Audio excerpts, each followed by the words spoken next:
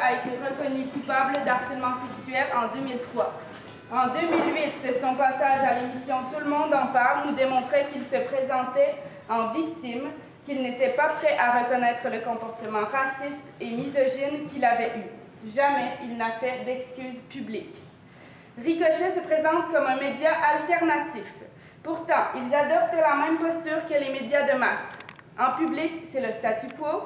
En privé, ils réduisent les femmes au silence par des menaces de mise en demeure. Ricochet, depuis maintenant plus de 2 semaines, choisit le statu quo, le silence. Encore aujourd'hui, nous pouvons questionner l'absence de Ricochet à la foire aux médias de l'après-midi. Ne pas répondre à ces critiques, les ignorer, c'est faire comme si elles n'existaient pas. C'est devenir complice de la culture du viol, de la culture du silence. Est-ce que la notoriété de Jean Barbe vaut trop? Il est plus que temps que Ricochet mette en pratique ses principes. Nous profitons de cette conférence pour lancer un appel aux médias alternatifs. Votre devoir est de supporter ces femmes, de ne pas devenir vous aussi les complices silencieux de la culture du viol. Il y a eu les dénonciations de Jean Barbe, Gab Roy, Ethan Cox, Julien D, Yann Gomeshi et il y en aura d'autres. De quel côté serez-vous? Très bonne question et j'entends lui répondre si les gens qui l'ont posé veulent bien participer à la discussion.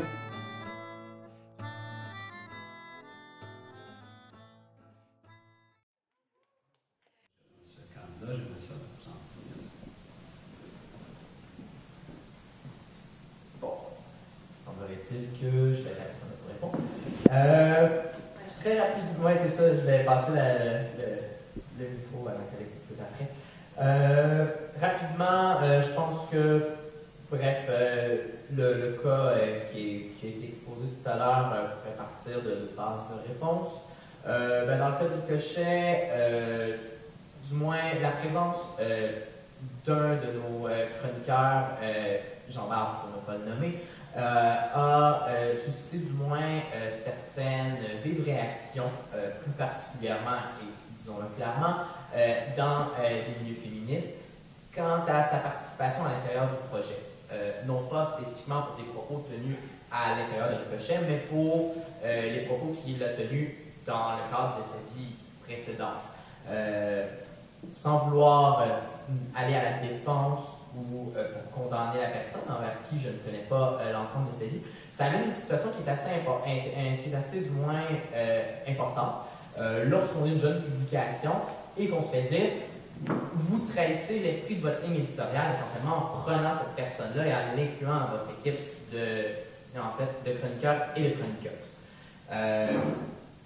En fait, dans le cas de Ricochet, on nous a principalement dit qu'en tant que journal progressiste, nous ne devrions pas prendre comme chroniqueur ou comme chroniqueuse quelqu'un ayant précédemment dans sa vie été accusé et condamné et ayant plaidé coupable pour des accusations d'agression sexuelle.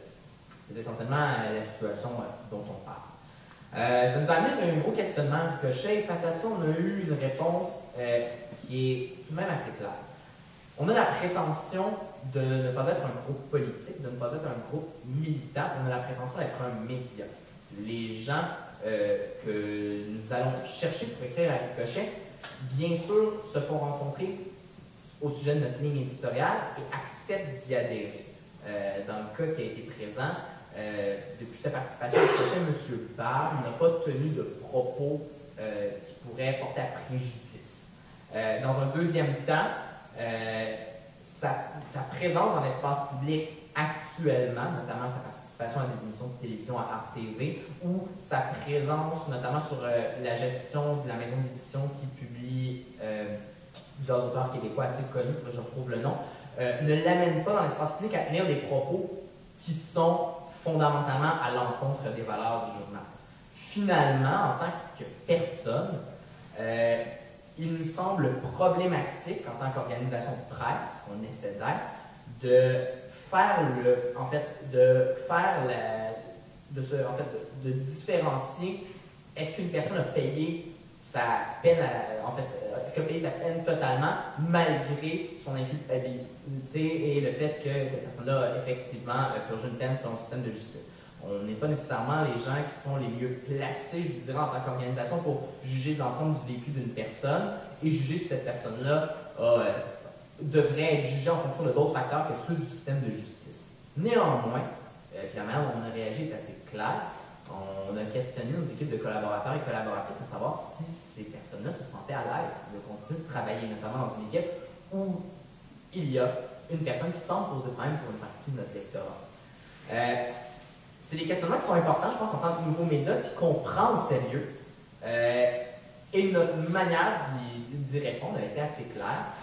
Il n'y a personne qui, dans notre équipe de collaborateurs ou collaboratrices, nous a demandé de mettre M. Barbe dehors. Et dans le cadre de sa collaboration, il a été rencontré à nouveau pour se faire clairement mentionner les critiques qui ont été amenées à son égard. Finalement, il y a aussi une chose qui est assez importante. Je pense qu'il faut différencier la question de la ligne éditoriale. Exemple, nous qui siégeons sur un comité éditorial, notre appréciation personnelle d'un personnage et notre connaissance aussi de la vie du personnage X, versus sa collaboration plus générale à un projet. Je vous donne un exemple. Il y a quelques années, vous connaissez probablement la plateforme Canoë, qui pendant plusieurs années sur Internet publiait chroniques et actualités. Ils sont un peu morts aujourd'hui en fait. C'est une échéance totale pour Canoë. Mais durant toutes les années, avant un peu le Web 2.0, avant les médias sociaux, Canoë est un portail web intéressant. Ben, ils avaient dans leur chroniqueur Jacques Lanto, quelqu'un qui a quand même été accusé de terrorisme, on se rappelle, hein? Je ne crois pas que Canoë défendait le terrorisme dans l'espace public. Pour répondre donc à la question qui nous a été clairement mentionnée, Ricochet ne défend pas l'ensemble du passé des gens qui collaborent dans son projet. On s'entend sur une ligne éditoriale, on s'assure que les gens qui font de l'opinion tendent dans cette ligne éditoriale-là, et lorsqu'il y a des cas qui peuvent poser problème, ben on questionne l'ensemble de notre équipe de collaborateurs et de collaboratrices. Pour nous, c'est la méthode la plus transparente de gérer ces situations-là. Et il nous semblerait déplacé en tant qu'organe de presse de faire autrement.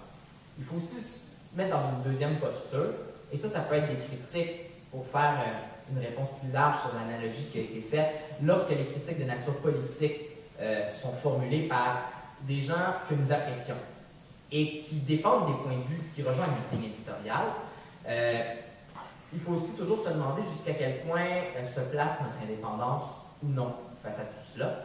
Et jusqu'à un certain point, ça amène des situations qui sont, oui, pas toujours faciles. Néanmoins, ce qui est important pour nous, j'ai l'impression, je vais lancer la balle à ma collègue Gabrielle, c'est ce qui est écrit dans nos pages. Et dans nos pages, à chaque semaine, il y a des gens qui écrivent sur des questions syndicales, sur des questions féministes, sur des enjeux qui concernent le mouvement communautaire. Il y a des gens qui écrivent des articles intéressants sur des enjeux économiques, plus sociaux, plus culturels, et ces gens-là le font en respectant notre ligne éditoriale. Et pour nous, elle se situe là, la question d'où ce genre notre action s'exprime notre action. Oui, Julien l'a bien expliqué. Je rajouterais juste que sur une autre chose qui a été soulevée dans l'action, notre silence. Je ne veux pas personnaliser le débat, mais je veux juste vous dire qu'à l'intérieur de Ricochet, ça a été extrêmement difficile et ça l'est encore. Les filles de Ricochet, donc moi et ma collègue Chloé, ainsi que nos collaboratrices externes, intimidation est peut-être un peu fort, mais je vous dirais que c'est très difficile à chaque jour. On se fait interpeller de façon personnelle, on se fait vilipender sur différents groupes de Facebook. C'est difficile. On a cependant quand même tenu à adresser la question. Oui, on a pris du temps à répondre. Nous sommes 5 dans l'équipe, nous sommes tous bénévoles, on travaille à temps plein, tout le monde à côté, donc ça nous a pris un peu de temps. On a fait la réflexion sous une immense pression du milieu féministe. On aurait aimé ça prendre peut-être un peu plus de temps pour faire la réflexion, mais on ne sentait pas qu'on l'avait ce temps-là, parce qu'on vivait beaucoup de pression. Cependant, on a fait une réponse. Je suis sûre que les filles de l'action tantôt l'ont vu, mais on a décidé de ne pas la faire publiquement. Ricochet n'est pas une boîte de communication. Le site web de Ricochet n'est pas un endroit pour publier des communiqués de presse publics. Et on a répondu aux interpellations personnelles qui nous ont été faites par des féministes qu'on jugeait qu'il était pertinent de répondre et qu'on savait qu'ils allaient diffuser la réponse. On a passé 2 semaines à gérer ça au lieu de faire du contenu pour Ricochet, ce qui est la raison pour laquelle on existe. Voilà. Donc, on a fait une réponse, on n'a pas fait de réponse publique, mais tout le monde dans le milieu et les personnes à qui on tenait à répondre l'ont su. Donc, c'est comme ça qu'on a géré ça. Est-ce qu'on l'a bien fait, est-ce qu'on a mal fait? C'est une autre question. Mais sachez que ça a été une crise assez difficile à gérer. On se pose encore des questions. Ça va peut-être. Cependant, c'est notre première crise en tant que jeune média. Il est possible qu'il y en ait d'autres, puis on ne les adresse pas à chaque fois parce qu'effectivement, on se prétend être un média avec certaines valeurs que d'autres médias n'ont pas, notamment les médias de masse. C'est pour ça qu'on a pris le temps de gérer cette question-là, de rencontrer les 2 parties.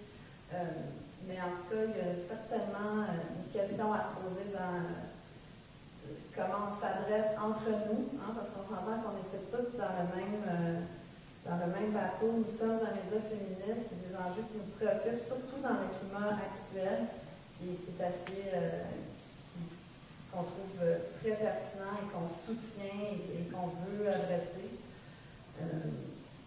Mais ouais, c'est questionnant sur justement être un média alternatif, être un média à gauche.